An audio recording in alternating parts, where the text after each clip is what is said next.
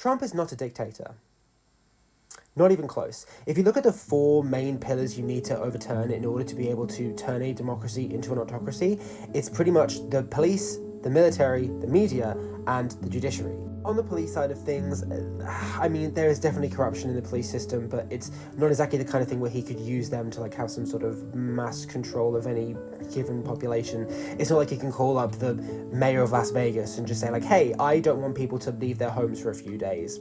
It's not really going to happen. In terms of the military, my understanding is that they're pretty much independent in quite a few ways. It's not really possible for him to tell them to just start taking over a city and that they would just sort of say yes to it. I mean, if you remember, I believe it was the Joint Chiefs of Staff who called up China and Russia or a couple of other countries and said to them don't worry, we're going to have a peaceful transfer of power, please don't invade. So yeah. In terms of the media, the best you can say is that he's made a lot of threats and a lot of oh, I'm going to sue these people back to the Stone Age.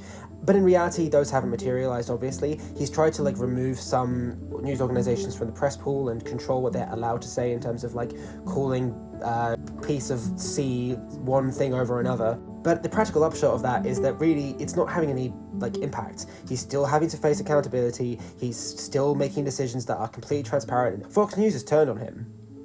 Quite significantly, in fact. They've basically been saying, look, this economy is going in the wrong direction. What is he doing? And then you have the judiciary. I mean, literally the Supreme Court is basically persona non grata in the right wing now because they keep on saying no to him. They keep on being asked to do things that are unconstitutional, and they're just no, you're not above the law. Well, you are above the law in some ways, apparently, but you're certainly not above the law in terms of your official capacity as president. I think if there is one thing Trump wants us to do more than anything else, it is to believe that he is a genius, that he is some sort of political juggernaut who it's impossible to overcome, that he ultimately is on the path to dictatorship and it's just over. It's not.